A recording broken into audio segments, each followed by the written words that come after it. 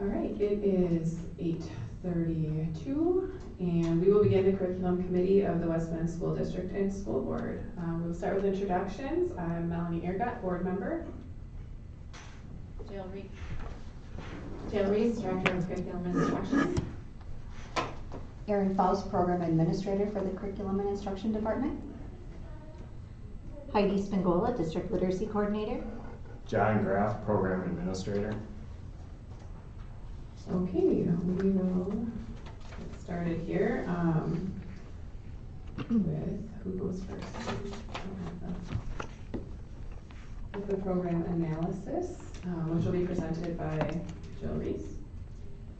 So we have our 3 team members here who are going to present each area. We had several areas go through program analysis, so we're going to start with the assessment team, and Heidi Spangola is going to present that.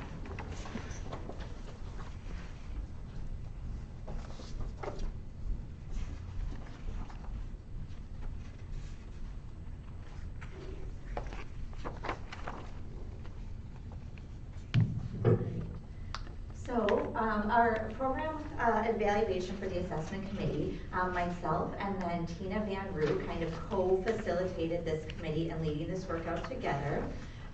We are starting with kind of this slide as a background knowledge piece this morning. This slide actually comes from DPI, and it talks about the 3 different areas of assessment as defined by the state, and those include formative, interim, and summative. As a part of this evaluation process, at this time our team honed in on the interim assessment bucket. And the interim assessment bucket really hones in on benchmark assessments. Those can be things like universal screeners, like STAR and those pieces. And then we also talked about our progress monitoring assessments, which can be used to kind of evaluate learning over time. So we just wanted to make sure that we grounded ourselves in the type of assessments we were looking at as a part of this work. Additionally, as a part of that work, when we were working with our team, we really honed in on this change matrix here, which is kind of called like the Noster model. And really, we went through this because if you look at that top line across, that has all the colors lit up, it's really saying we need to have all of those pieces in place in order to get to the change we were hoping to achieve through this evaluation process. So through our work, you'll kind of see that we really tried to hone in on vision, skills, incentives, resources, action plan, so we could reach those levels of success. You'll see if you kind of look down, if we missed one of those, we'd lead to kind of those other descriptors in the purple column there, that if we were missing vision, we'd end up with confusion. If we were missing skills, we'd end up with anxiety, those pieces. So we really tried to look at our work comprehensively to make it the strongest as we could for the staff and the district as a whole. So our first phase of our work really honed in on drafting a vision, mission, and belief statements around the assessment processes here within the West Bend School District.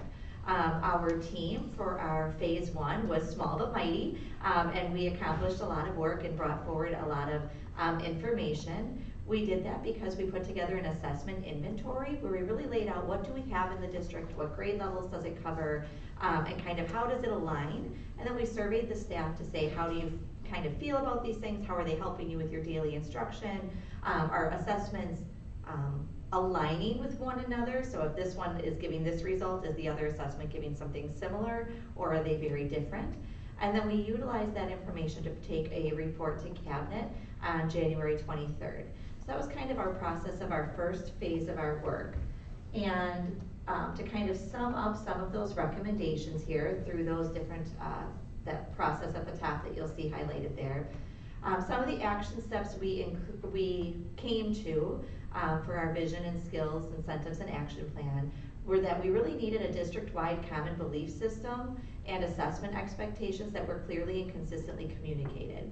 Feedback we got from staff was everybody knows what assessments are, but we weren't always all using the same definition. So working to bring that into alignment to make our work much more collaboratively focused. We also then brought forward that people wanted some ongoing professional learning around those assessment systems. How do I dig into those reports? How do I use those reports in my daily work? All of those pieces. So that was another recommendation. Feedback from staff was about how might we condense any resources across levels to bring some alignment. So did we have the same assessment kind of meeting two needs? Could we go down to one and some of those pieces? So we were looking for those pieces of information. Made sure that our assessments were standards aligned, and then looking to kind of continue that feedback loop across stakeholders in the community, our staff, our students, our families, all of those pieces to make sure we had that feedback process very succinct. Overall, our implementation process is in process, and I'll explain that in a minute. So our implementation plan is kind of an ongoing recommendation at this time. Some of the recommendations that we brought forward through that phase one were, would we like to go to RFP, or request for proposal, for our universal screening tool, which at this time is STAR, was a wondering of the evaluation team that we presented to Cabinet. We also presented if there was any need to adjust any of the universal screening usage. Did we need to do anything by grade levels? Evaluating where we were at with our digital tool usage after year one. Looking at our early literacy and early math screeners, those are primarily used at our K1 levels, but kind of expanding that conversation to also include early learning or the 4K level. Our Fountas and Pinnell benchmark is a reading benchmark that we use at primarily K4, but also for some students at 5-6 to kind of evaluate how are we gauging student progress with that. FastBridge is our progress monitoring tool that we purchase in a system, so is that still working for us? COGAT is the cognitive ability test. This assessment has been used, I believe, for like 6 years in the district, but I could be off on that by a little bit. But it's really helping to gauge we look at ability versus kind of academic, and kind of where do kids have different growth opportunities. We also noted that we might have a need for a common writing assessment, and then looking to see if there were any products we needed to explore in partnership with student services. For example, are there any things we needed to explore for students that take our alternative assessments? Is there anything differently that we could be providing them?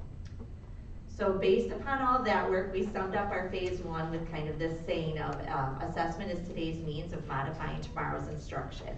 And Cabinet then took some time to review the information we brought forward, and they provided us with some feedback seen here. The biggest pieces of this feedback was our team came back together for a phase two, and we had some kind of explicit deliverables to work towards, refining our vision and our mission a little bit, looking at our beliefs a little bit, and then following up on getting a higher response rate from staff on our survey. Sometimes when you have a lengthy survey, we don't always get the responses we want, so we sent out some additional information, and we're very happy that we got additional feedback. And we will be taking that information actually back to Cabinet on Thursday of this week. That phase two, just as a kind of overview, we collected much more feedback from staff, which we were very excited about. With that feedback, we revised the mission and vision. The big pieces being we kind of pared some of that information down so that it wasn't too wordy or too overwhelming to staff and was really getting at the nuts and bolts. We also reviewed all of the survey results from our second round of survey to say were any of the resource recommendations we brought forward, should they remain as they are? Do they need to be modified? Do they need to be removed? And then kind of compiling that to take to Cabinet this Thursday. So that's really our process that we're in as far as the phases for our program evaluation for assessment. Did you have any questions? No. All right. Thank you. If we go to... That's me.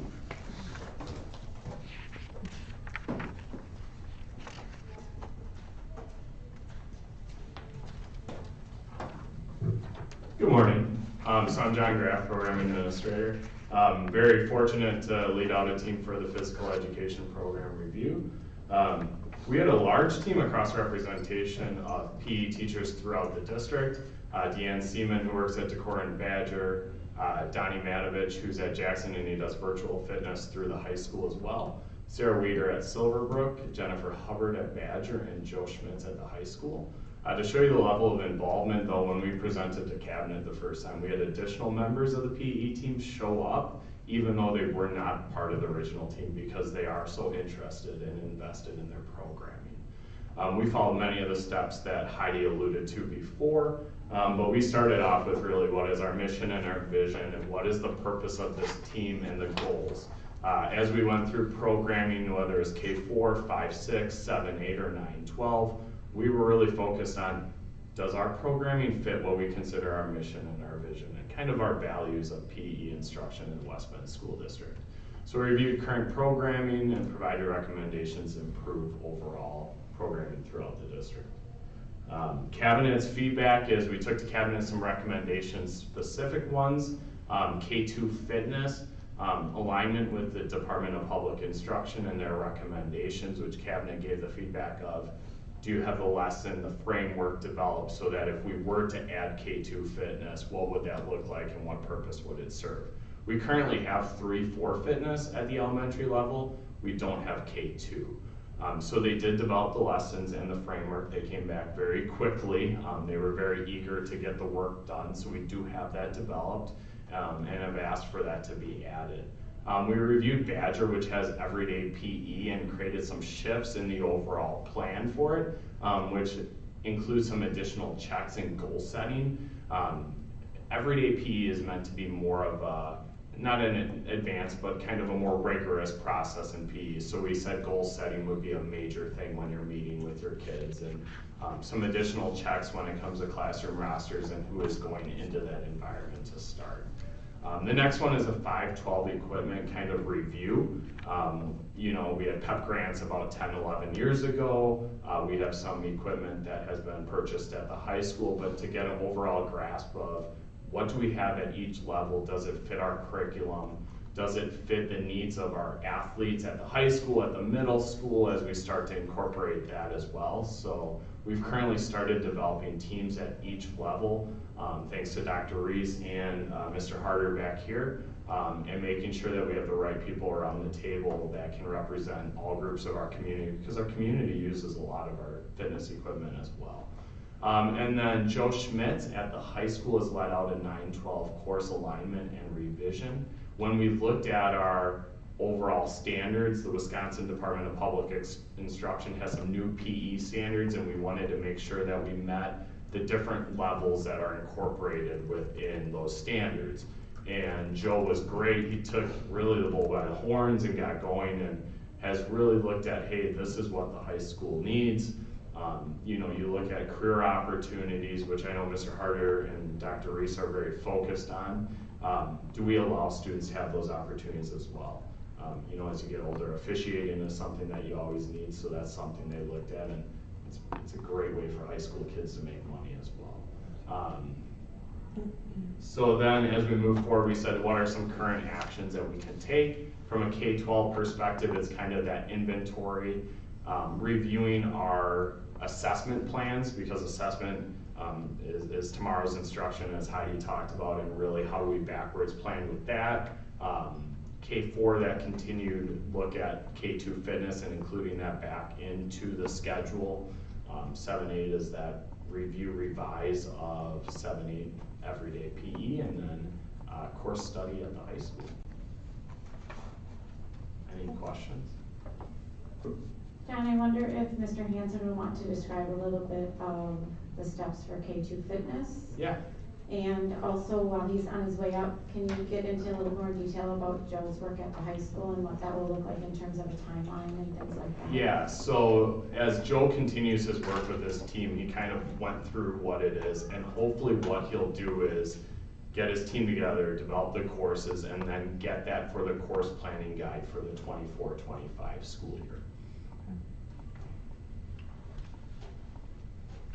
So we currently offer fitness for 3rd and 4th grade students, and that's an additional FTE for those FIED students at those elementary schools. It's a small percentage more. So none of our elementary schools are large enough in terms of number of students to have a full-time FIED teacher or music or art teacher at each school. So we do a lot of sharing or allowing opportunity for them to teach courses at some of our other schools, like at Silverbrook, Badger, or the high school, which allows our FIED teachers to have a larger FTE for most of them, that's a full-time FTE, so that helps with retaining them, even though they may not have a full-size workload at just their school.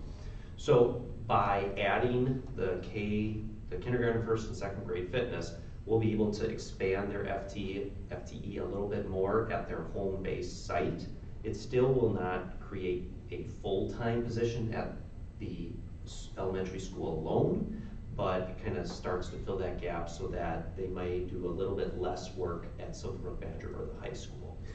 That Silverbrook Badger high school work obviously still needs to happen, so that would be filled by teachers who are already at those levels as well. So we work really hard with all the principals at each site to kind of piece together how do we make the FTE arrangement work best for our staff as well as for the instructional schedule for students. So we did price out what the cost of adding the K2 Fitness is in terms of that additional FTE that we're adding for those 5 FIAD teachers at the elementary school. It results in an increase of total cost of just over $20,000, $20,200 per year. And for that price, we're getting all of those additional minutes of instruction. We're ensuring alignment with state statute around FIAD requirements, and then also ensuring that those students are receiving fitness from that FIAD teacher that they work with in their normal FIAD classes, which ensures consistency of the programming that they'll receive versus bringing in a different teacher from another site to provide it, and creating kind of a piecemeal solution, which would still cost dollars. This is kind of both the most efficient way to do it as well as kind of the best in terms of providing the best instruction that's possible. Okay. And I don't know if this question is for either one of you, but so the fitness is separate from their general PE class. So would all students be taking both the fitness and the PE, or how does? Yeah, so right now currently what they have is they have 2 regular, like 3-4 has 2 regular FIAD classes, and then they have a fitness class. That's not as long, but it's usually combined with another class within. So it's, yeah, all students would be taking fitness and the regular FIAD class as well. Okay. Right, and then I had a question about, for the high school classes, this was just something a resident had messaged me about a while ago randomly, but he had suggested that when he lived in, I think, Texas, they had like an athletics class for gym where it was like if you were involved in a sport, baseball or some other sport, that you could use something like that for your FIAD credit instead of, taking something that maybe, isn't pushing you closer to your goal in the or athletic area that you are working in. So Just we an do idea. have a sports waiver at the high school, Yeah. but we're also looking at how do we improve like strength and conditioning so that it meets the athlete's needs within the school day as well. So that, oftentimes at the high school, and my experience with that helps is you're an athlete, so you go to school all day and so many of them are academically driven as well that they pack their schedule. They then get done with the school day, they lift, they then go to practice, and then guess what? With whatever time is left in the day, they do their academics as well. So we're looking at how do we also though improve those kind of strength and conditioning courses, which is part of that program review with the equipment, is do we have the proper equipment at each level to support what the athletes need? Volleyball is kind of those quick twitch motor skills so that, you're explosive, you're able to jump up. Do we have that in our PEC center or do we have that in our weight room? So there's a lot of that goes into it as well. So for the K2 Fitness, then our plan would be to bring this to the board for discussion and action then because of the monetary amount. And Lenny and John or either one would be bringing that forward for the next couple board meetings. Thank you.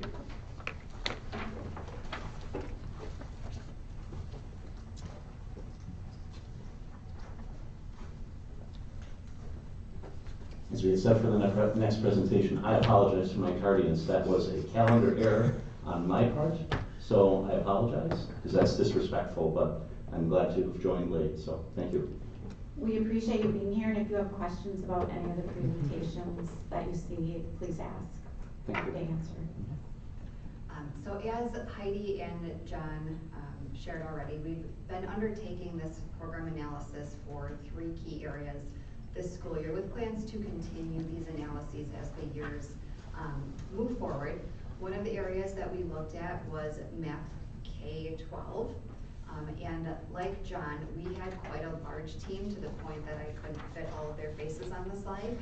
But we had representation from across the district, elementary, middle, after Silverbrook High School, and really thoughtful, really dedicated participants, which speaks volumes for our district and the staff members that we have here. And similar to John and Heidi, we had a lot of our staff members be the representative for their group, taking information back and bringing information forward. So we as well started with looking at the mission and the vision of our groups and thinking about what is it that we want our students to be as mathematicians in West Bend, and really solid conversations around, we feel strongly about preparing all of our students to have these critical thinking, mathematical reasoning, problem solving skills, in addition to being able to have just the computational proficiencies. And really their vision came out to be, we want our students to know and be able to do math. That's our purpose. Can they leave us with the skills needed to be successful wherever they're going to go? So we set our purpose and our goals along those lines of really determining, is what we're currently doing meeting those goals? And if not, what are we going to do to evaluate and move forward? We spent a lot of time working as a large group, but we also, based on the programming and the resources that we used, spent time working in K-4, middle school level, high school, and kind of going back and forth between the two. So we broke our recommendations to cabinet into several different buckets. The first one being recommendations that are at that district level. So one of the asks was to establish a K-12 math committee with district level leadership. And I'll, excuse me, move forward to where we're at with some of these as I progress. And then implement ABMR training as a micro-credential. So ABMR is Advantage Math Recovery Training, which is a way to build our teachers' skills to then be able to best assist their students with their Tier 1 instruction. So we're looking into, several of our teachers already have this training, where are they at with that training, and then what does it take to establish a training program within our system using our own teachers to then subsequently provide training. We're looking at providing, we already do provide, CPM is our 6th through 10th grade math curriculum, and Bridges is our K-5 curriculum, but being very intentional about our training in those programs for new teachers entering the district. We ebb and flow sometimes on what we offer, and we want to shore this up and make sure that we're just consistent year to year, and that our teachers coming in have access to training to support our students. And then develop and implement, and really this is shore up our Tier 2 and Tier 3 math intervention program K-12. We offer this really well in our elementary schools and then in our K-8 system, but looking at, again, this K-12 picture of how are we going to best meet the needs of our students at every grade level. So K-4 recommendation was to continue with Bridges as the primary math resource. They also requested additional minutes to use for math instruction on a daily basis. We have more detailed information on how they wanted to break that down that was presented to cabinet, but the overall number was just, we'd like a little bit more time, as everyone would with our students. Similar recommendations from 5-6, which is, they have 80 minutes currently, which is in their site appropriate for the lessons and the instruction that they're providing. So they were not asking for additional time, but asking to retain the time that they have. They also would like to continue using Bridges for 5th grade, and then continue with CPM for 6th grade, and continue offering this sort of telescoped 6th, 7th math opportunity, which is where our students are able to complete 6th and 7th grade math during their 6th grade year, so they can begin advancing when they're at Badger and into the high school. And then as we were working through this, they really wanted to bring an after-school tutoring program to Silverbrook, and then as we continued, found out that this had been something that was there in the past, so now working to bring it back and re-implement. 7th and 8th grade, looking to continue offering the advanced 7-8 for 7th graders and algebra in 8th grade, and also continue using CPM as their resource. They would like to increase math instruction to 60 minutes per day. They're currently at about 48. And then they're also looking to explore other benchmarking tools, which is in alignment with the assessment committee and the work they're doing. So we've had some collaborative efforts back and forth about what data collection tools are going to be the best, most useful tools for our teachers to help improve their instruction and meet students' needs. 912 is also looking to continue using their current math resources. They are looking to develop a clear mission, goal, and vision for teaching high school mathematics. We started with overall K-12, but they feel there's some very specific things that they wanted to continue discussing further at the high school level. So as we work to establish that committee, that will be part of what they're working to do. They also talked about discontinuing STAR. Again, this is in collaboration with the assessment committee and then determining what data collection tool we're going to use. And one of the last pieces is they're looking to potentially revise the current pre-calculus class to meet the requirements to turn it into AP pre-calculus. So this is something that is in process and under evaluation, but it's not something that we're ready to bring forward yet, as it's not really something that we have all of the details to share at this time. So feedback from Cabinet on the math committee is that we will be moving forward to establish time for our teachers to meet, and this will be led out with Dr. Reese through the playbook, which we're going to talk a little bit about later, but they will have time to meet and work on the goals and the vision that we have. The AVMR micro-credential plan. So this again is in the very beginning planning stages. We sent out a survey this week gathering information from teachers about have you been trained? If you've been trained, what level, because, excuse me, there's several levels of training they can participate in, and then would they be willing to then take additional training to become the trainer for the district? So we're in information gathering at this point, but we're also in future planning of potentially the cost involved with this, the timeline, those pieces are being fleshed out as well. But again, as a piece of support for our teachers to really shore up their Tier 1 instruction and meet the needs of students, trying to head off, do we need intervention? Can we provide this really solid Tier 1 curriculum and resources to our students before they would need intervention? Intervention analysis is in process, but it's not something that we've spent a lot of time doing because we need a larger body of time. So we're debating if this is going to be summer work yet, or if this is going to be moved into the playbook time next year as a group coming together to do some of this analysis work on our intervention plan.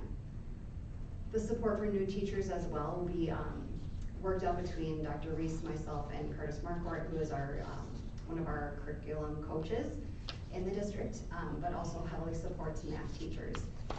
So we're just working on what that plan is going to look like and how we're going to provide that training. The additional math instruction minutes that were requested, so Dr. Reese brought this forward to our principals, and it's not as easy as being like, yep, okay, find the time in your schedule. Because we recently added some time in other areas, it really is looking at a bigger picture of do we have enough minutes in the day overall? If we want to add minutes to the school day, that would be a transportation piece. So it's not that we're not addressing it, it's that it's going to take us some time to really look at the big picture to ensure that we're meeting all of the academic minutes required by DPI, and then looking at the impact on the district overall. So this is a several year process, not necessarily a next year we can meet this goal. And then again, moving from using the STAR to potentially using pre-ACT Secure or a different assessment tool as we continue our collaboration with the assessment committee on what data tool our teachers would use. And then the Silverbrook tutoring program is going to go back to the Silverbrook teachers and then the principals at that building to reestablish and bring that forward next year for students. So I cover this slide and the slide previous about where we're at with the implementation of each of these. What questions can I answer for you? I think this plan looks great. I think it's moving in the right direction. Just two questions for clarification. One, you talked about kind of reinstituting the tutoring. Is that staffed by, just for information, by volunteers, by parents, by teachers? How would you envision that working? So historically in the past, it was staffed by high school students and then overseen by Silverbrook teachers. They wanted to reinstitute that same process if we can get the partnership and we can work out all the details. Otherwise, they foresaw it as being staffed by teachers in the interim until they can get the program established with the high school. If that could be established with the high school, I think that would be really great. Yes. The other is with regard to the different assessment tool, the STAR assessment tool. I'm intrigued by that. Just wanted a little bit more information on that too. Is a limitation of the STAR tool the timing, or tell me a little bit more about where we think we could improve on the data that's collected by STAR if we move to a different tool? So the ask from teachers was to look at the STAR data in a way that could help inform their instruction. And they're finding that the data they're receiving from the STAR report doesn't necessarily correlate with either the curriculum or the standards. And so they were looking for what other tools are there that may better inform our instruction so they can better meet the student needs. And if STAR is the best tool, I think they'd be willing to stay with it, but they wanted to know what else is out there and what might be more effective. Great. I think that makes sense. Those are the questions I have. Yeah.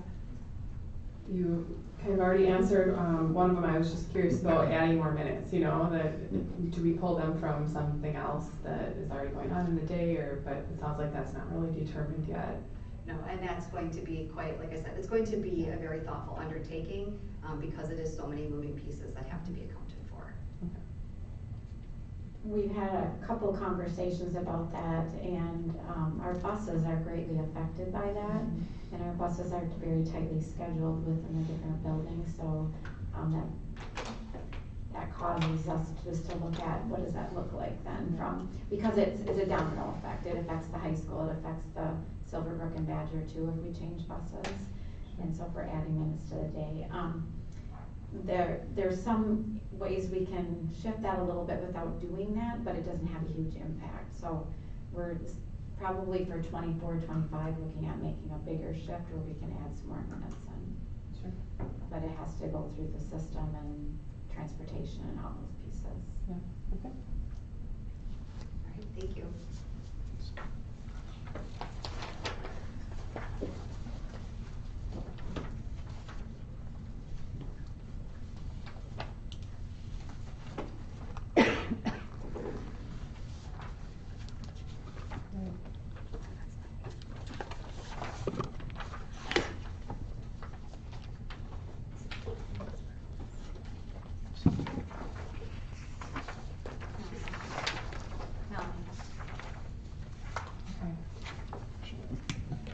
All right, and Jill will be presenting on professional learning. Thank you. Thank you for the opportunity. We have embarked on a great professional learning kind of continuum over the last couple of years, and so I wanted to share with you where we started and where we're at and kind of the plans moving forward. So our agenda looks like this. Maybe not. Hold on. Okay, so I wanted to talk to you a little bit about what we did last year, some steps we've taken to move forward, and then what 23-24 is going to look like kind of in draft form. All right, so if you take a look at this page, our plan for professional learning began last year in the 22-23 school year. Our goals were really to offer voice and choice to the adults in the system, to honor their expertise, and also to then remain flexible in our plan. You can actually see there is a picture of the cover of the playbook that we sent out last year. A couple things about that playbook. So when we started it, it was a new idea for our teams, and it involved Mr. Harder's team, Emily Melstrand's team, and the curriculum instruction team. And so we launched it with the faith of those three goals in mind. We ended up with approximately a 53-page playbook of different ideas and sessions that people could take. And so we were super happy to do that. We did take some feedback from people along the way, which I'll also share with you. And one of the things that came up was just, we launched the playbook on the very last day of school last year. So there were several people that said, ooh, that wasn't enough time. And so we've been conscious of that.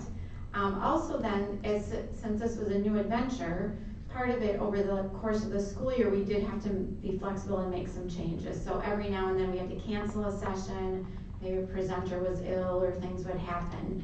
And when that happens, we have people that are in that session that don't feel great about that, right? So we just take that feedback and have to adjust. We do think we have a really good plan for this coming year because we've made some pretty heavy adjustments, and that's what I just wanted to share with you also.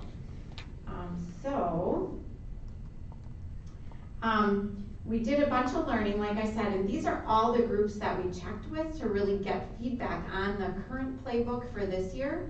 We just finished our last session in April, and then get that feedback and launch into planning for next year. So we did do a staff survey.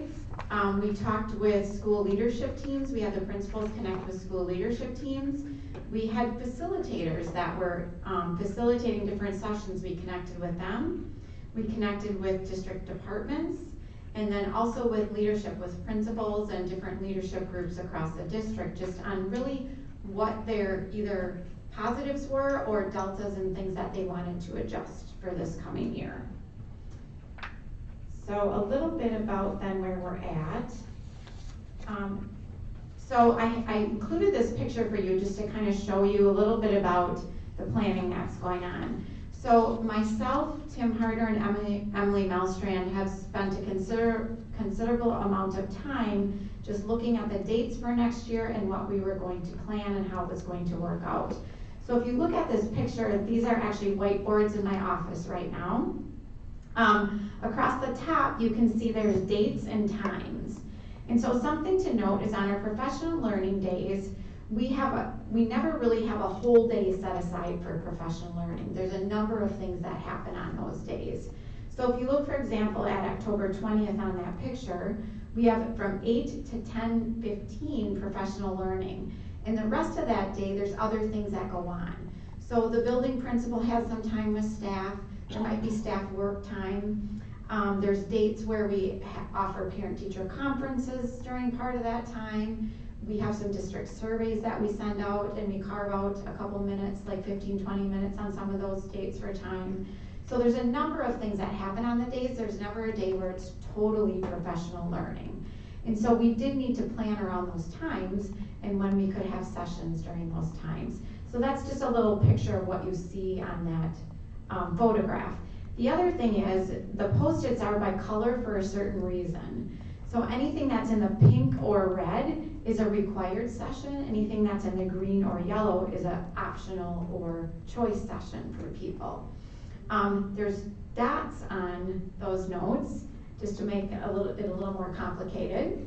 The dots on the notes actually correspond to a certain bucket of professional learning. So like one of our buckets is instructional tools. And so that bucket corresponds with a dot on the Post-its. And when I show you the next slide, it will all make sense. But we believe that we have a really good system of coordinating these things together. So if I look at the next slide, this is also the spreadsheet that goes along with the dots and the Post-it notes.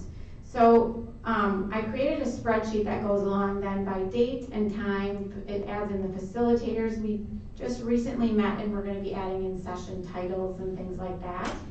The colors in the boxes, like for example, the yellow boxes are leadership strands that we offer in the district. So each of those colors then coordinates with a dot on the Post-it. And so that's kind of how we're kind of bringing it all together. From there, then I'm so thankful to Jane. Jane Cobian has created then a digital playbook that we're going to be hosting in Google, and I'm just going to go through some different pages of what that looks like. So this is the cover, and when people log in, this is the message they see, and then what the playbook actually looks like.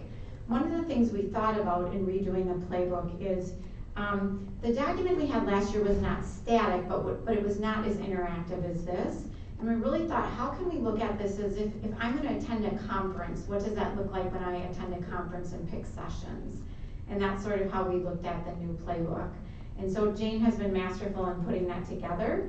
So this is the cover, and if you look across the top, there's all these different areas of it. One of the really important things is in the gray box on the very top, it says registration form. That appears on every page that you click on in the playbook. And that's really important because over the course of this year, we had multiple registration forms. This next year, we're gonna have it all in one place. People have easy access to it, and we're trying to streamline that for people. If you go, I'm just gonna kind of go through these different, what the different tabs or sections would be in the playbook.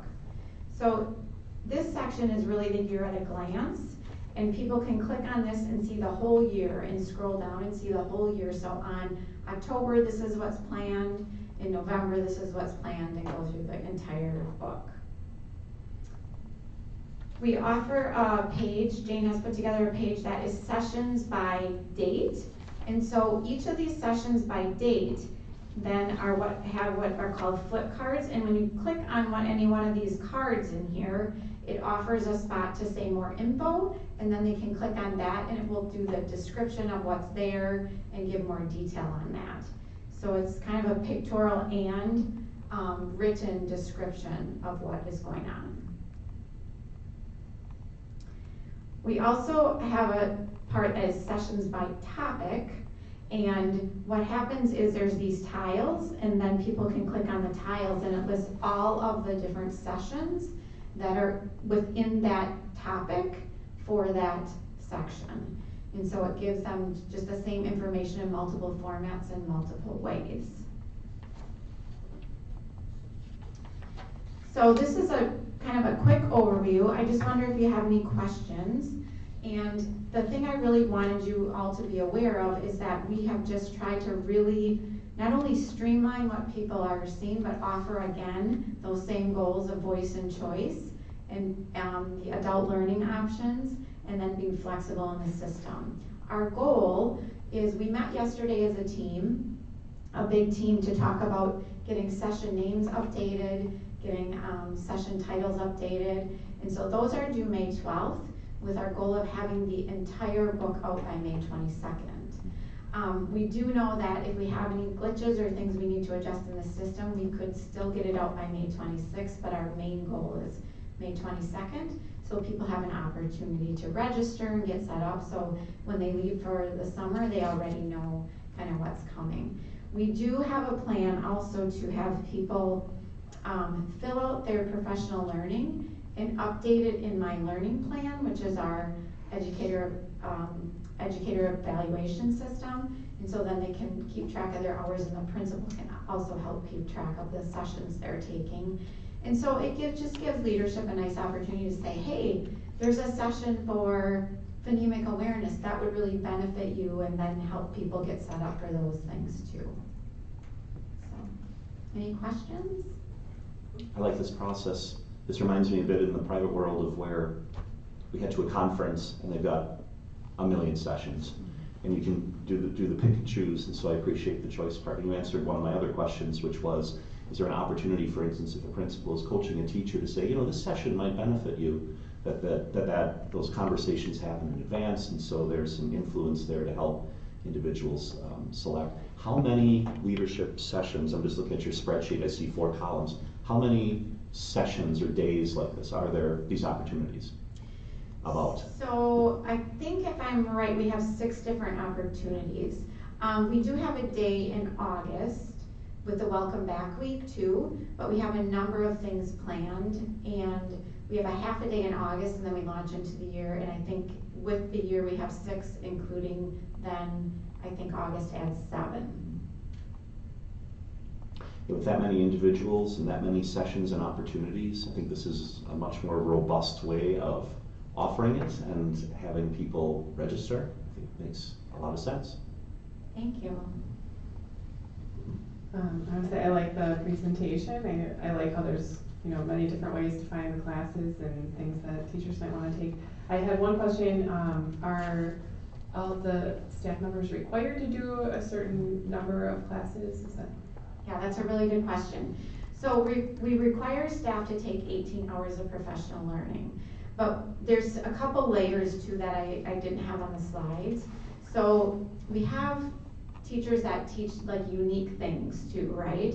So if you're an art, music, PE teacher, if you're an AP teacher, a world language teacher, Tim has some CTE folks that have unique roles. We also offer some of those teams 8 hours of time where they can take sessions from their professional organizations. So what they do is if they are on a webinar or they do a professional learning from, like, NAMI is the music educators organization. Let's say they do a webinar with that. We just ask them to upload like a screenshot or a certificate they get from that, and they upload it into their plan, so we know that they did it. But those groups can take up to 8 or 6 hours, depending on where they are, to complete their professional learning. Overall, the 18 hours, so interestingly, last year with the playbook, we had it all set up, and the superintendent went through it as you were like a different teacher, like if she was a special ed teacher, a brand new teacher, all that. And she gave us some good feedback saying we need to kind of even out the hours for people, because some people had more, even if they did the things we had required in those pink Post-its last year, they had many more hours than were required, and they couldn't take choice sessions. So we were trying to adjust and make sure we were on track. So we've done some of that, preloaded some of that work this year, so we know now what groups can have X amount of hours that are required and then how much choice they get. And so we've tried to be very specific about that, because that was some of our learning we had last year that we didn't necessarily do our due diligence on in the beginning. So we've tried to be conscious of that and make sure everybody has truly what we want them to have is voice and choice in the system. Nice. Anything else? Thank you.